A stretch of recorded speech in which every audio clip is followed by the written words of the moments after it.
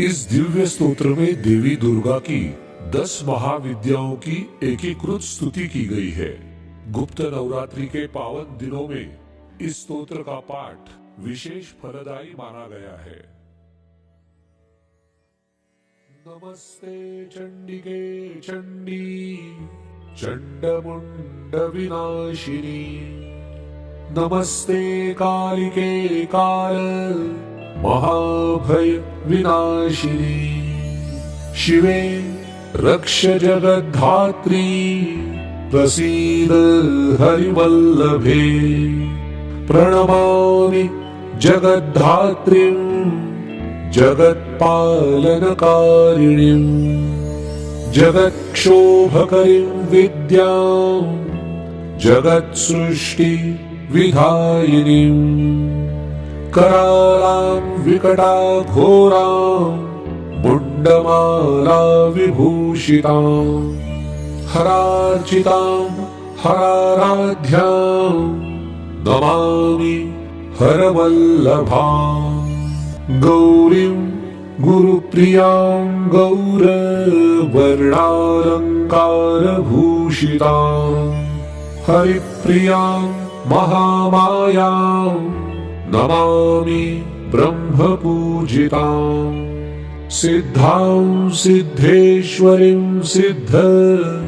विद्याधर गणैर्युतां, मन्त्रसिद्धिप्रदां योनि सिद्धिदां लिङ्गशोभितां, प्रणमामि महामायां दुर्गा दुर्गतिनाशिनीं, उग्रामुग्रमयीमुग्र तारामुग्र गणैर्युतां, नीलां नीलघनश्यामां नमामि नीलसुन्दरीं, श्यामाङ्गीं श्यामघटिकां श्यामवर्ण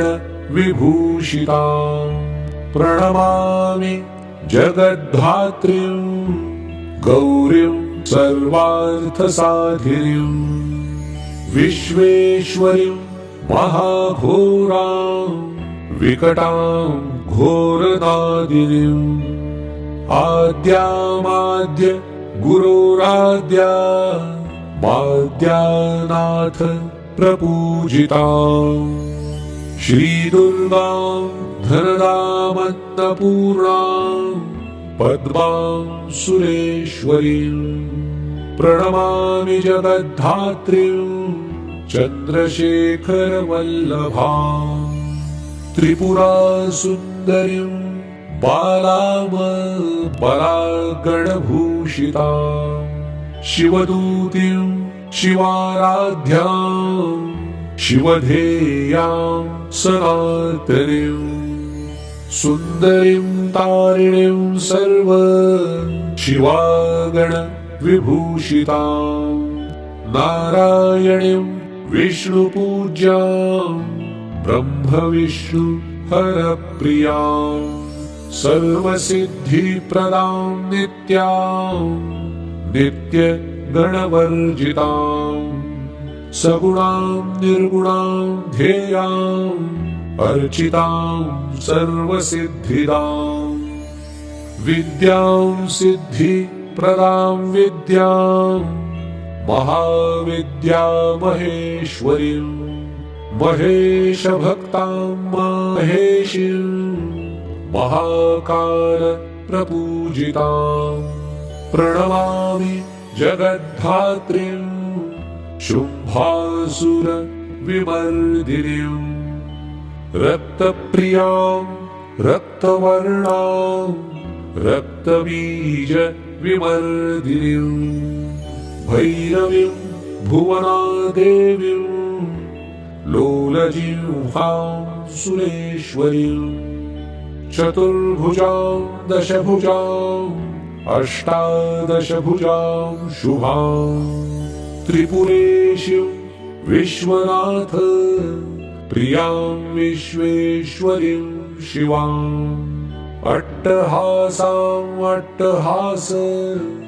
प्रियां धूम्रविनाशिनीं, कमलां छिन्नमस्तां च मातङ्गीं सुरसुन्दरीं षोडशीं विजयां भीमां धूम्रां च बगलामुखीं सर्वसिद्धिप्रदां सर्वविद्यामन्त्रविशोधिनीं प्रणमामि जगत्तारां सारं मन्त्रसिद्धये। इति श्रीमुण्डमालातन्त्रे एकादशपटले महाविद्यास्तोत्रम्